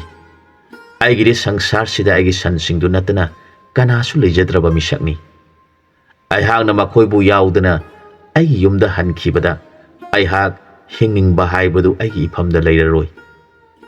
Mapi irasyana ngangliba Tomthingi wafamdu taraga irik khombi Tomthinbu nungsiba phaurakhi. Tomthinbu munna yenglaga hairakhi. Aina haijaribusi Ipa Sorarengi akanba yathang leibana haijabani. Aihana ngamjaba matang nahaki nating pangsaki. Aigi tung induna lakpiro hairakhi. Tomthin heloi atombi irik khombigi matung induna laklaga surung amada changminarakle. Irik khombina chauraba phi ama leibakta tingthoklaga sana lupa mani mukta mayam ama puthoraktuna phiduda haptuna yomsillaga Tomthinda madubu puduna chatkhraga nungaina hingluro hairakhi. Hingsaba thengnaroidaba mayum yauna chatkhinaba lambisu irik khombina takpire. Tomthin irik khombibu munna yengjaraga phida yomduna leiriba sana lupa mani mukta singdu mareng banda thangal aduna irik khombina takliba lambiduda mayum tamna lakpa horakli. Magi khungang khorbung hek yausilakpaga khundugi miyamduna mahangna mareng banda chauraba payoma malumna puraklibadu ure. Mayamduna ngangna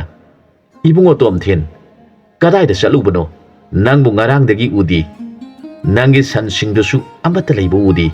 asum khanaduna khunsigi miyamsi thawai yamna wanaramlabani. Mayamna hanglaklibadu taraga Tomthinna yamna nolukna khumlakhi. Khura khoi tada khoi aigi yum phawbadang lakpiro. Wari pumnamak aihak tamjarage hairabada maga thengnariba khundugi miyamdu magi matung inaduna magi yum yoba phawba lakminare. Khungi lusingbo oiriba ahanduna Tomthin halakle tabada maksu taping Tomthingi yumda thunglari. Magi sumangduda ma halakpagi pau taba khundugi allaban ayamba thunglarabada mayamdu ikoina phamduna leinari. Tomthinna mahu leibak tana ahansingbu khurumjaraga mabuk thanba ngamjadraba magi sansingidamak wajabana sirabasu changlabasu amam lokta changduna magi sansingdadi mabuk thalalage khanjaduna kinaraba umangduda changlure haina pau tamjakhi. Wafamdu tabada lairiba pumnamak matu sungnakhi. Madugi matungda hingsaba manbaduna magi sansingbu halakpa aduga mabusu hanaba honarakpada gyan mangduna umangduda leiriba pukhriduda tasankhiba. Isingi ireina pukhiduna umangi atopa nakalamada leiriba pukhri amada phawkalakpadagi gyan mangduna taduna leiriba mahakpu heloi atombi irik khombina kanbiduna sana lupa mani mukta sing pibiduna mayumda thabirakpagi wari pumnamak tamjare. Mahaki wafamdu taraga tiliba mayamdu akiba amadi haraubaga iyan yansinnakhiduna makoi kari haigadabano khangdana amana amada yengnaduna tumin leinare. Mahakna yamna nolungna ahansingda haijarakhi. Ahal lamansingna changba yade haiduna athingba thamleiba mafamduda changlubagidamak apangba nachabu ngakpiu. Haujikti ehangna pujaragliba lanthumsingsi khunsiga ekhoi pumnamakna ominaduna nungaina hingnaba honarasi haibabu ꯇꯦꯟꯕꯤꯔꯤꯕ ꯃꯥꯃ ꯈꯨꯔꯥ ꯏꯄꯟ ꯄꯨꯝꯅꯃꯛꯅ ꯀꯔꯤ ꯍꯥꯏꯕꯤꯅꯤꯡꯂꯤꯕꯅꯣ ꯑꯕꯪꯕ ꯅꯆꯥꯗ ꯇꯥꯛꯄꯤꯔꯣ ꯇꯣꯝꯊꯤꯟꯒꯤ ꯋꯥꯐꯝꯗꯨ ꯇꯥꯔꯒ ꯈꯨꯟꯗꯨꯒꯤ ꯂꯨꯆꯤꯡꯕꯗꯨꯅ ꯍꯥꯏꯔꯛꯈꯤ ꯏꯕꯨꯡꯉꯣ ꯏꯆꯥꯅ ꯅꯊ꯭ꯋꯥꯏ ꯈꯨꯕꯥꯛꯇ ꯍꯥꯞꯇꯨꯅ ꯃꯐꯝꯗꯨꯗ ꯆꯠꯂꯨꯕꯒꯤ ꯃꯍꯩꯅ ꯏꯆꯥꯅ ꯐꯪꯖꯔꯛꯄ ꯂꯟꯅꯤ ꯀꯔꯤꯒꯤꯗꯃꯛ ꯑꯩꯈꯣꯏ ꯃꯌꯥꯝ ꯆꯪꯗꯨꯅ ꯃꯗꯨꯕꯨ ꯌꯦꯟꯅꯒꯅꯤ ꯏꯆꯥꯅ ꯈꯨꯗꯣꯡꯊꯤꯕ ꯊꯣꯛꯂꯝꯂꯕꯗꯤ ꯑꯩꯈꯣꯏ ꯀꯅꯥ ꯑꯃꯠꯇꯅ ꯅꯪꯒꯤ ꯅꯍꯨꯠ ꯁꯤꯟꯗꯨꯅ ꯁꯤꯕ ꯉꯝꯂꯣꯏ ꯑꯗꯨꯒ ꯅꯪꯅ ꯐꯪꯖꯔꯛꯄ ꯂꯟꯕꯨ ꯑꯩꯈꯣꯏꯒꯤ ꯁꯔꯨꯛ ꯀꯔꯤꯒꯤ ꯂꯧꯒꯗꯣꯔꯤꯕꯅꯣ ꯂꯨꯆꯤꯡꯕꯒꯤ ꯋꯥꯐꯝꯗꯨ ꯇꯥꯔꯒ ꯂꯩꯔꯤꯕ ꯑꯍꯟꯁꯤꯡꯗꯨꯅ ꯆꯨꯝꯃꯤ ꯆꯨꯝꯃꯤ ꯂꯨꯆꯤꯡꯕꯅ ꯍꯥꯏꯕꯤꯔꯤꯕꯗꯣ ꯑꯩꯈꯣꯏ ꯌꯥꯖꯅꯤꯡꯉꯤ ꯑꯩꯈꯣꯏꯅ ꯀꯔꯤꯒꯤ ꯃꯥꯅ ꯐꯪꯖꯔꯛꯄ ꯂꯟꯕꯨ ꯂꯧꯔꯨꯒꯅꯤ ꯑꯩꯈꯣꯏ ꯃꯌꯥꯝ ꯆꯪꯗꯨꯅ ꯃꯥꯒꯤ ꯃꯔꯟ ꯃꯊꯨꯝꯁꯤꯡꯁꯤꯅ ꯃꯥꯒꯤ ꯐꯖꯔꯕ ꯁꯪꯒꯥꯏ ꯑꯃ ꯁꯥꯔꯁꯤ ꯂꯟ ꯊꯨꯝ ꯄꯨꯝꯅꯃꯛ ꯃꯥꯅ ꯁꯤꯖꯤꯟꯅꯅꯤꯡꯕ ꯃꯑꯣꯡꯗ ꯁꯤꯖꯤꯟꯅꯍꯟꯁꯤ ꯅꯧꯅ ꯃꯃꯥ ꯃꯄꯥ ꯀꯥꯏꯅꯈꯤꯕꯗꯒꯤ ꯋꯥꯅ ꯍꯤꯡꯖꯔꯛꯂꯕ ꯏꯆꯥꯅꯤ ꯅꯨꯡꯉꯥꯏꯅ ꯍꯤꯡꯖꯁꯅꯨ ꯍꯥꯏꯅ ꯇꯤꯜꯂꯤꯕ ꯑꯍꯟꯁꯤꯡꯗꯨꯅ ꯇꯥꯛꯄꯤꯔꯤ ꯃꯇꯝ ꯈꯔꯒꯤ ꯃꯅꯨꯡꯗ ꯇꯣꯝꯊꯤꯟ ꯏꯔꯤꯛ ꯈꯣꯝꯕꯤꯅ ꯄꯤꯔꯛꯄ ꯁꯅꯥ ꯂꯨꯄꯥꯁꯤꯡ ꯈꯔ ꯀꯥꯏꯊꯣꯛꯆꯗꯨꯅ ꯐꯖꯈ꯭ꯔꯕ ꯌꯨꯝ ꯑꯃ ꯁꯥꯖꯔꯤ ꯃꯈꯣꯏꯒꯤ ꯈꯨꯡꯒꯪꯗꯨ ꯅꯣꯡ ꯆꯨꯗꯕꯅ ꯏꯁꯤꯡꯒꯤ ꯑꯋꯥꯕ ꯃꯥꯌꯣꯛꯅꯔꯝꯕꯗꯨꯁꯨ ꯅꯣꯡ ꯆꯨꯔꯛꯄꯗꯒꯤ ꯈꯨꯟꯒꯤ ꯃꯤꯄꯨꯝ ꯈꯨꯗꯤꯡꯃꯛ ꯍꯔꯥꯎꯅꯔꯤ ꯃꯍꯩ ꯃꯔꯣꯡ ꯆꯨꯝꯂꯕ ꯃꯐꯝ ꯑꯃ ꯑꯣꯏꯔꯛꯂꯤ ꯃꯈꯣꯏꯒꯤ ꯈꯨꯟꯗꯨꯗ ꯅꯠꯇꯅ ꯊꯪꯅꯕ ꯈꯨꯡꯒꯪꯁꯤꯡꯗꯁꯨ ꯇꯣꯝꯊꯤꯟꯒꯤ ꯃꯤꯡꯆꯠ ꯑꯁꯨꯝ ꯍꯦꯟꯒꯠꯂꯛꯈꯤ ꯂꯩꯔꯤꯕ ꯈꯨꯡꯒꯪ ꯃꯌꯥꯝꯗꯨꯗ ꯃꯉꯣꯟꯗꯒꯤ ꯍꯦꯟꯅ ꯃꯔꯟ ꯃꯊꯨꯝ ꯂꯩꯕ ꯀꯅꯥꯁꯨ ꯌꯥꯎꯔꯝꯗꯦ ꯈꯣꯔꯕꯨꯡ ꯈꯨꯡꯒꯪꯒꯤ ꯂꯨꯆꯤꯡꯕꯗꯨ ꯑꯍꯟ ꯑꯣꯏꯁꯤꯜꯂꯛꯇꯨꯅ ꯂꯩꯈꯤꯗ꯭ꯔꯕꯗ ꯃꯐꯝꯗꯨꯒꯤ ꯑꯍꯜ ꯂꯃꯟ ꯄꯨꯝꯅꯃꯛꯅ ꯑꯃꯝꯂꯣꯛꯇꯒꯤ ꯍꯤꯡꯅ ꯍꯜꯂꯛꯄ ꯉꯝꯕ ꯇꯣꯝꯊꯤꯟꯗ ꯂꯨꯆꯤꯡꯕ ꯍꯥꯞꯂꯁꯤ ꯈꯟꯅꯔꯦ ꯑꯍꯜ ꯂꯃꯟ ꯄꯨꯝꯅꯃꯛꯅ ꯃꯥꯕꯨ ꯂꯨꯆꯤꯡꯕ ꯑꯣꯏꯔꯣ ꯍꯥꯏꯅ ꯀꯟꯅ ꯍꯥꯏꯕꯗꯒꯤ ꯍꯤꯛꯇꯣꯛꯆꯕ ꯉꯝꯗꯕꯗꯒꯤ ꯇꯣꯝꯊꯤꯟ ꯈꯣꯔꯕꯨꯡ ꯈꯨꯟꯒꯤ ꯂꯨꯆꯤꯡꯕ ꯑꯣꯏꯔꯦ ꯑꯁꯨꯛ ꯅꯨꯡꯉꯥꯏꯔꯕ ꯌꯨꯝ ꯆꯥꯕ ꯊꯛꯄ ꯋꯥꯠꯇ꯭ꯔꯕ ꯈꯨꯟꯒꯤ ꯃꯤꯄꯨꯝ ꯈꯨꯗꯤꯡꯅ ꯂꯨꯆꯤꯡꯕ ꯑꯃꯗ ꯎꯠꯐꯝ ꯊꯣꯛꯄ ꯕꯦꯚꯥꯔ ꯎꯠꯂꯕꯁꯨ ꯇꯣꯝꯊꯤꯟ ꯃꯁꯥꯗ ꯅꯣꯡꯃꯇ ꯂꯩꯇꯥꯐꯝ ꯈꯪꯅ ꯂꯦꯟꯕ ꯅꯨꯃꯤꯠ ꯌꯥꯎꯈꯤꯗ꯭ꯔꯤ ꯃꯥꯅ ꯄꯣꯛꯄꯗꯒꯤ ꯁꯥꯒꯣꯟꯅꯅ ꯂꯩꯔꯛꯂꯕ ꯈꯨꯟꯁꯤ ꯂꯩꯕꯗ ꯏꯅꯨꯡ ꯅꯨꯡꯉꯥꯏꯇꯅ ꯈꯜꯂꯛꯈꯤ ꯌꯥꯎꯔꯛꯄ ꯑꯃꯗꯤ ꯅꯨꯃꯤꯗꯥꯡꯒꯤ ꯇꯨꯝꯂꯝꯗꯥꯏ ꯈꯨꯗꯤꯡ ꯑꯃꯝꯂꯣꯛ ꯎꯃꯪꯅ ꯂꯩꯔꯤꯕ ꯃꯥꯏꯀꯩꯗ ꯄꯨꯛꯅꯤꯡ ꯅꯨꯡꯁꯤꯅ ꯅꯨꯡꯇꯤ ꯅꯨꯃꯤꯠ ꯈꯨꯗꯤꯡꯒꯤ ꯌꯦꯡꯖꯈꯤ ꯅꯤꯡꯊꯤꯖꯔꯕ ꯌꯨꯝ ꯁꯅꯥ ꯂꯨꯄꯥ ꯃꯅꯤ ꯃꯨꯛꯇꯥ ꯄꯨꯝꯅꯃꯛ ꯃꯥꯒꯤ ꯃꯐꯝꯗ ꯀꯥꯟꯅꯗ꯭ꯔꯕ ꯄꯣꯠꯁꯛ ꯑꯣꯏꯁꯤꯜꯂꯛꯂꯤ ꯇꯧꯐꯝ ꯈꯪꯗꯅ ꯃꯇꯝ ꯈꯔ ꯂꯩꯔꯛꯂꯕꯒꯤ ꯇꯨꯡꯗ ꯅꯣꯡꯃ ꯀꯅꯥꯒꯨꯝꯕ ꯑꯃꯠꯇ ꯇꯥꯛꯂꯝꯗꯅ ꯃꯍꯥꯛ ꯑꯃꯝꯂꯣꯛ ꯎꯃꯪꯅ ꯂꯩꯔꯤꯕ ꯃꯐꯝꯗ ꯂꯥꯛꯂꯦ ꯃꯥꯅ ꯃꯌꯨꯝ ꯐꯥꯎꯕ ꯇꯦꯛꯇ ꯀꯥꯏꯗꯅ ꯍꯜꯂꯛꯈꯤꯕ ꯂꯝꯕꯤꯗꯨꯗ ꯃꯍꯥꯛ ꯆꯪꯁꯤꯜꯂꯛꯂꯦ ꯂꯦꯞꯇꯅ ꯁꯨꯝ ꯆꯪꯁꯤꯜꯂꯛꯂꯕ ꯇꯨꯡꯗ ꯃꯥꯅ ꯐꯥꯎꯒꯠꯂꯛꯈꯤꯕ ꯄꯨꯈ꯭ꯔꯤ ꯃꯄꯥꯟꯗꯨ ꯌꯧꯁꯤꯜꯂꯛꯂꯤ ꯑꯗꯨꯕꯨ ꯍꯦꯂꯣꯏ ꯑꯇꯣꯝꯕꯤ ꯏꯔꯤꯛ ꯈꯣꯝꯕꯤꯗꯤ ꯂꯩꯕ ꯎꯔꯝꯗꯦ ꯁꯅꯥ ꯂꯨꯄꯥ ꯄꯤꯔꯛꯈꯤꯕ ꯁꯨꯔꯨꯡꯗꯨ ꯇꯝꯅ ꯂꯥꯛꯂꯦ ꯑꯗꯨꯕꯨ ꯁꯨꯔꯨꯡꯗꯨ ꯊꯤꯕ ꯐꯪꯗ꯭ꯔꯤ ꯐꯅ ꯀꯟꯅ ꯊꯤꯔꯕꯁꯨ ꯊꯦꯡꯅꯕ ꯀꯧꯕ ꯂꯩꯇ꯭ꯔꯕꯗ ꯇꯣꯝꯊꯤꯟꯅ ꯍꯥꯏꯔꯛꯈꯤ ꯍꯦ ꯏꯄꯥ ꯁꯣꯔꯥꯔꯦꯟꯒꯤ ꯃꯆꯥ ꯑꯇꯣꯝꯕꯤ ꯏꯔꯤꯛ ꯈꯣꯝꯕꯤ ꯑꯩꯍꯥꯛ ꯅꯪꯕꯨ ꯑꯃꯨꯛꯇꯪ ꯎꯖꯅꯤꯡꯗꯨꯅ ꯃꯐꯝꯁꯤꯗ ꯆꯪꯂꯛꯂꯤꯕꯅꯤ ꯑꯗꯨꯕꯨ ꯇꯥꯏꯕꯪ ꯃꯤ ꯑꯣꯏꯔꯨꯕꯅ ꯅꯍꯥꯛꯄꯨ ꯊꯤꯕ ꯐꯪꯗ꯭ꯔꯤ ꯑꯩꯒꯤ ꯄꯨꯛꯅꯤꯡꯒꯤ ꯋꯥꯐꯝꯁꯤꯃꯇꯪ ꯅꯍꯥꯛꯀꯤ ꯅꯐꯝꯗ ꯇꯝꯖꯅꯤꯡꯗꯨꯅ ꯃꯐꯝꯁꯤꯗ ꯂꯥꯛꯂꯤꯕꯅꯤ ꯑꯩꯅ ꯍꯥꯏꯖꯔꯤꯕꯁꯤ ꯇꯥꯕꯤꯗꯨꯅ ꯏꯃꯥꯡꯗ ꯑꯃꯨꯛꯇꯪꯗꯤ ꯊꯣꯛꯄꯤꯔꯛꯎ ꯏꯔꯤꯛ ꯈꯣꯝꯕꯤ ꯇꯣꯝꯊꯤꯟꯅ ꯉꯥꯡꯂꯤꯕ ꯄꯨꯝꯅꯃꯛ ꯂꯣꯏꯅ ꯇꯥꯏ ꯃꯍꯥꯛꯀꯤ ꯃꯄꯨꯛꯅꯤꯡꯗ ꯈꯜꯂꯤꯕ ꯋꯥꯈꯜꯁꯨ ꯂꯣꯏꯅꯃꯛ ꯈꯪꯉꯤ ꯑꯗꯨꯕꯨ ꯃꯄꯥ ꯁꯣꯔꯥꯔꯦꯟꯅ ꯌꯥꯔꯛꯂꯣꯏ ꯈꯟꯖꯕꯗꯒꯤ ꯇꯣꯝꯊꯤꯟꯅ ꯀꯧꯕꯗꯨꯗ ꯊꯣꯔꯛꯇ꯭ꯔꯤ ꯀꯅꯥꯒꯨꯝꯕ ꯃꯤꯑꯣꯏ ꯑꯃꯅ ꯎꯃꯪꯗꯨꯗ ꯆꯪꯂꯛꯄ ꯑꯣꯏꯔꯝꯂꯕꯗꯤ ꯃꯥꯒꯤ ꯁꯛꯇꯤꯅ ꯃꯤꯑꯣꯏꯗꯨ ꯆꯪꯂꯛꯄ ꯉꯝꯂꯝꯂꯣꯏꯗꯕꯅꯤ ꯑꯗꯨꯕꯨ ꯇꯣꯝꯊꯤꯟꯅ ꯆꯪꯂꯛꯄꯗꯨꯗꯗꯤ ꯃꯗꯨꯕꯨ ꯊꯤꯡꯂꯨꯕꯁꯨ ꯉꯝꯈꯤꯗ꯭ꯔꯤ ꯇꯣꯝꯊꯤꯟꯒꯤ ꯃꯃꯥꯡꯗ ꯊꯣꯛꯂꯛꯄꯁꯨ ꯉꯝꯗ꯭ꯔꯤ ꯇꯣꯝꯊꯤꯟꯅ ꯀꯧꯔꯤꯕꯗꯨ ꯍꯧꯔꯤꯕ ꯎꯄꯥꯜ ꯋꯥꯄꯥꯜ ꯄꯨꯝꯅꯃꯛꯁꯨ ꯇꯥꯔꯔꯣꯏ ꯈꯟꯈꯤꯕꯒꯨꯝ ꯇꯨꯃꯤꯟ ꯂꯦꯞꯇꯨꯅ ꯂꯩꯕꯒꯤ ꯃꯑꯣꯡꯅꯤ ꯎꯅꯥ ꯋꯥꯅꯥꯅ ꯍꯥꯏ ꯍꯨꯝꯕꯒꯤ ꯃꯈꯣꯜ ꯐꯥꯎꯕ ꯇꯥꯈꯤꯗ꯭ꯔꯤ ꯄꯨꯡꯆꯤꯛ ꯆꯤꯛꯈ꯭ꯔꯦ ꯎꯄꯥꯏ ꯂꯩꯇ꯭ꯔꯕ ꯇꯣꯝꯊꯤꯟ ꯃꯊꯃꯣꯏꯗꯨ ꯌꯥꯝꯅ ꯋꯥꯖꯅ ꯃꯌꯨꯝ ꯇꯝꯅ ꯑꯃꯨꯛ ꯍꯜꯂꯛꯂꯦ ꯃꯌꯨꯝ ꯌꯧꯔꯕꯗ ꯃꯁꯥꯗ ꯅꯨꯡꯉꯥꯏꯐꯝ ꯁꯨꯡꯈꯪ ꯈꯪꯗꯦ ꯇꯨꯝꯕ ꯆꯥꯕ ꯈꯨꯗꯤꯡ ꯏꯔꯤꯛ ꯈꯣꯝꯕꯒꯤ ꯁꯛꯇꯝꯗ ꯎꯗꯨꯅ ꯂꯩꯈꯤ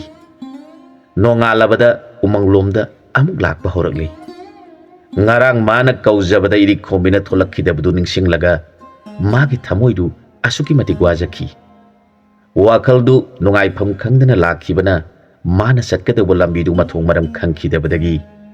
हिंसाबना गाक्तुना थमलिबा लंबीदुदा संगसिनख्रे तोमथिनना हिंसाबना लैरिबो मंगदुदा संगसिनखिबो उबदा इरि खोंबी लैबा ngamlaktre तोमथिन सोइदनमक खुदोंथीबा थोकलगनी खल्लुबदा तपथबा ngamjadraba इरि खोंबी मापा सोरारेन बु कौरदुना हाय पा सोरारेन नामोमदी इपागी Athang ngaksanaba honabada mara laijadraba mahaki thawai manglagani khanjabada thamoisi puba ngamjadre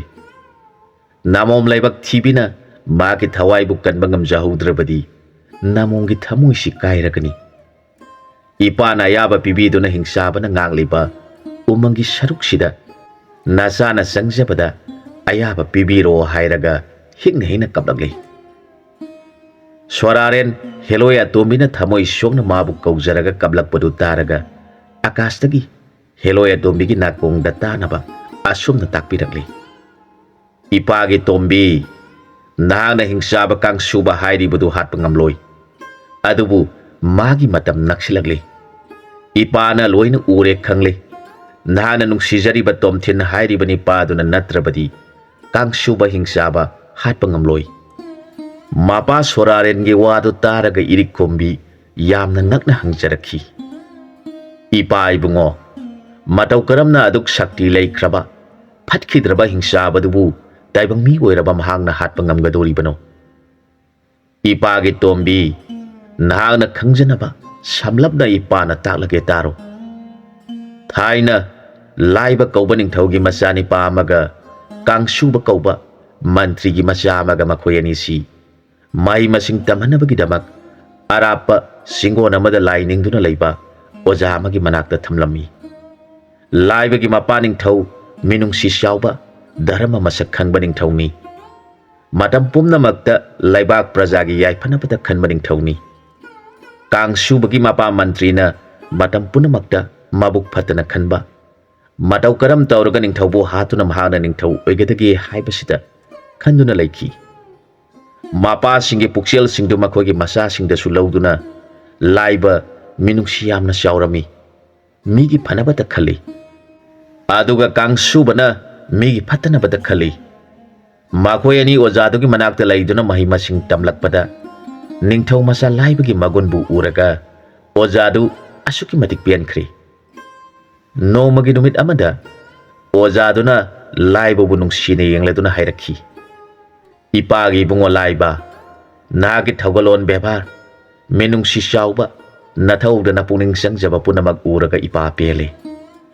ipagi da lairiba laigi shakti sialaba lairik ama lairiba sin hak phangjaro masidagi nahaki gyal lausing hengat chaduna nangna hayeng ningthau oiraba kanda malem sida lairiba ningthau masa sing pumba nahaki nakhada thamba ngamba oijaro hairiba lairik si nahangna matam pumbada irat chaduna thamgadobuni hairakhi ningthau macha laiba maku laibak tana ojabu khurumjaraduna lairik tu loksinjakhi numidangi matam oiraglabada laiba aruba lairik tubu khurumjaraga mag hipamda hebladuna tumkhre mantri macha kangsuba mathwaidu asuki matik nungai khidri mana khali oja sida ningthau macha laiba budi luna sana tawbiduna sakti sian khraba lairik ama busu sinakhri ai budi dung sibidre aduna di magi lairik si lona pathoktuna mai punma khangdoklage khankhri kangsuba lona sangsilaktuna ningthau macha laibana thamleiba lairik tu lauduna puthoklaga ukhong amagi makhada phamduna usan ge maira thanduna lairik tu hangdokpa horoklei adubu lairik tu da iriba mayek singdu manadi kariguma maik amata khangba ngamlamdi maduda kangsuba mapungning da sauningba hengalagli paba thoktrabada ahan balai maido segai raka sasinkhri mathangi laimai ama amu hangdokle madusu paba thoktrabada mapungning du sauning khiduna madusu amuk segai duna sasinkhri asumna mathang segai duna loina sasinkhri ngaihagi tungda kangsuba masadu hagajaba phaurakle masadu su asumasum sauthorакle sirayani da masi su hawgalakle kusu su pumu musankhri heg ubada akiba phanglaba hingsaba magi sakta monkhri haujikti kangsuba upai leiraktabadagi मागी मरुप लाइबा अमदी ओजागी मनाक्ता लाक्तुना माखोइना तुम्लिबदु हौदोक्लदुना माना तौखिबा वरम पुमनमक तमलदुना मागी थवाइददि कनबिउ हाइजरी मागी वफमदु ताबदा ओजादो असुकी मतिक साउख्रे साउरबु ओजादोन हाइरखी कांगसुबा करिगिदमक नहांगना अदु लुख्रबा लाइरिक्तुबु सेगाइदुना चासिलुरिबनो हाउजिक्ति मदुगी पामना नहाक हिंसाबा ओलेदो अहांगना कनबसु ngamlaroi ओजागी वफमदु ताबदा कांगसुबा ममितकी मापी तारदुना ओजागी माखोंग कोलदुना महाकी मापापतु कोक्सनबा लंबी हंगजरखी फना फत्रबसु मागे सेवक ओइरुबना ओजादु ngaihaktang mamit uisinuna laikre मधुगी मतुंगदा असुमना हाइरखी कांगसुबा नहांगना तौजरुबगी महिना नहांगना अवाबसी फंगदोरिबनी अदुबु इपावा हाइगे तारो नहांगना चासिनख्रिबा लाइरिक्तु लाइगे शक्ति चंगबो ओइबना नहाकपु लाइ अमतन हातपा याररोय ताइबंग मिओइबगी मखुत्ता नहाक सिजदुना नापाप कोक्सबदी यागनी अदुबु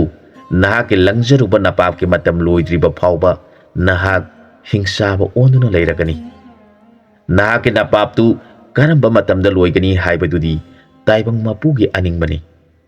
इपाना मदुदी हाइबा ngamdre अदुगा इपाना मिद उइसिंदुना येंगबदा खंगबा हाइबबु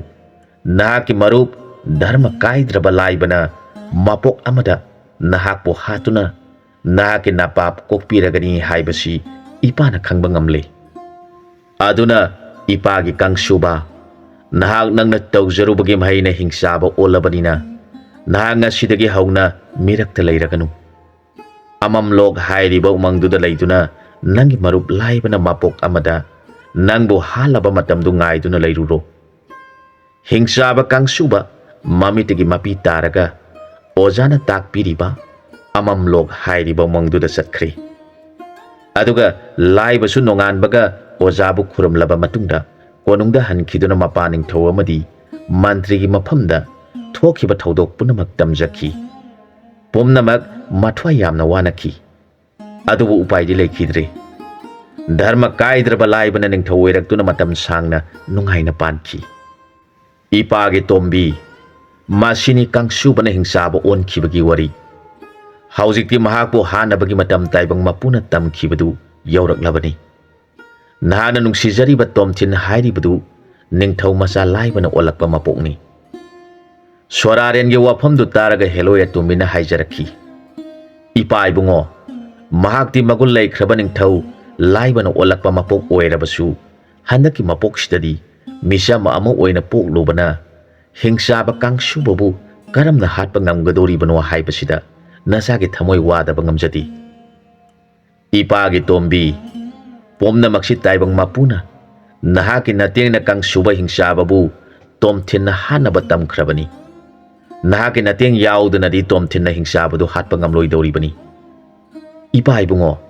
अदुदी अहाक पंथबा तौदना मागी मतेंग पांगजनबा चचरगी अयाबा पिबीरो ngaikho tombi